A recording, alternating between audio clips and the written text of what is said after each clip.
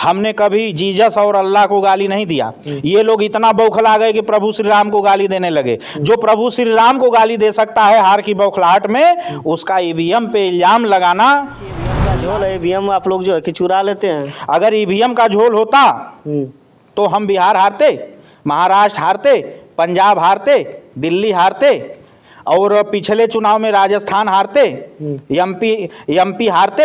अगर इसी का झोल होता तो हम केरल, मणिपुर का चुनाव शुरू होने वाला है, जिसमें कि आप लोग जानते हैं कि जो सुभाषपा पार्टी है वो बीजेपी से गठबंधन की है उत्तर प्रदेश में। पहले ये लोग सपा में थे, उसके बाद अब जो है कि बीजेपी में जाकर जो है कि गठबंधन कर लिए हैं। हमारे साथ ये प्रदेश प्रवक्ता मौजूद है और इनसे हम जानने का प्रयास करेंगे आखिरकार 2024 को लेकर इनका क्या जो है कि कहना। सबसे पहले आपका स्वागत है।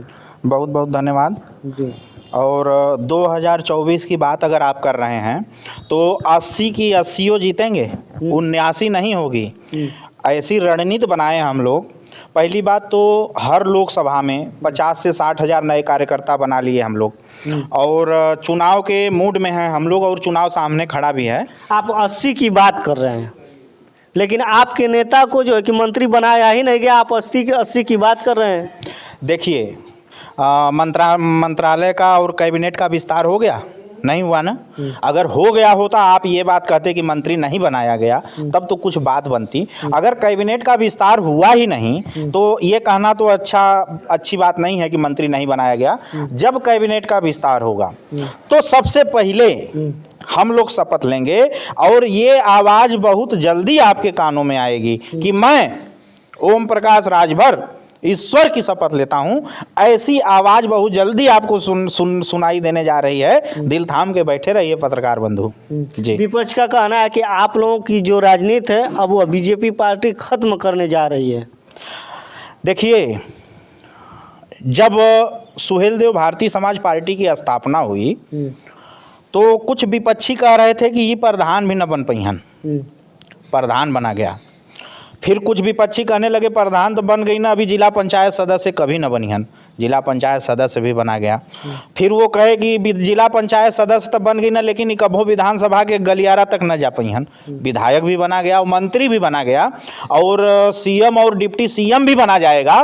विरोधियों का काम है विरोध करना, और हमारा काम है कि जो उस ताक में बैठे हैं हमें हराने की, उन्हें जीत कर दिखाना। ये हमारा काम है, हमारा उद्देश्य है, और हम घबराने वाले लोग नहीं हैं। हम तब तक लड़ेंगे जब तक जीत नहीं जाएंगे।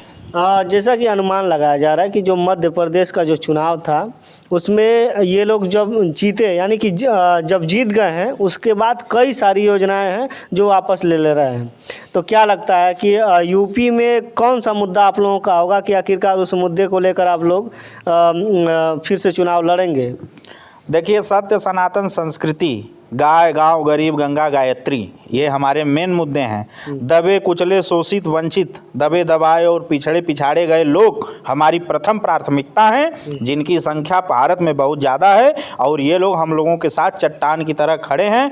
और जनता जज होती है, और जनता के भरोसे हम ललकारते हैं कि हम 80 की 80 जीतेंगे। जनता हमारे साथ खुश है और संतुष्ट है जी। किस आधार पर आप लोग जीतेंगे?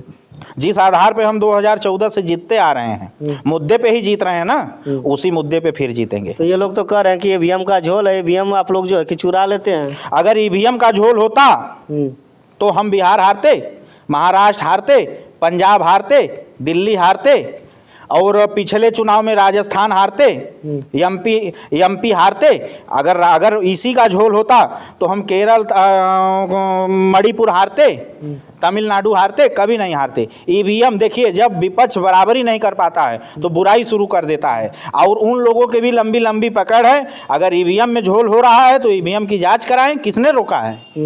ये लोग तो कह रहे हैं कि 40 लाख के करीब शायद ईवीएम आया था। 20 लाख ईवीएम सिर्फ दिखाया जा रहा है, उसके बाद 20 लाख का पता ही नहीं। ऐसा नहीं है, इनको ना कोर्ट पे विश्वास है। देखिए, हम लोग 50 वर्ष विपक्ष में रहे, हमने कभी जीसस और अल्लाह को गाली नहीं दिया। ये लोग इतना बौखला गए कि प्रभु श्री राम को गाली देने लगे। जो प्रभु श्री राम को गाली दे सकता है हार की बौखलाहट में, उसका ईवीएम पे इल्जाम लगाना लाजमी है। और जब कुछ भी नहीं मिला तो ईवीएम मिला। जनता तो इनके साथ सब कुछ करके देख ली। जनता ने इनके साथ रह के भी देख लिया, उसी जनता ने हम लोगों को फिर चुना, तो जनता को ना कुछ बोल सकते हैं तो सीधे ईवीएम पे इल्जाम लगाएंगे, चुनाव आयोग को बेईमान यानी कहेंगे। कि ये हिंदुत्व का आपका नारा है। बिल्कुल है। तो राम मंदिर का उद्घाटन होने वाला है 22 तारीख को, जी। तो उसमें क्या विपक्षी पार्टी को न्योता जाएगा? देखिए, जाना भी नहीं चाहिए। जे 2 रुपया का बतासा आज ले वहाँ नहीं चढ़ौलेस, उन न्योता अगर जोहत होए तो ई ओकर मूर्खता हो।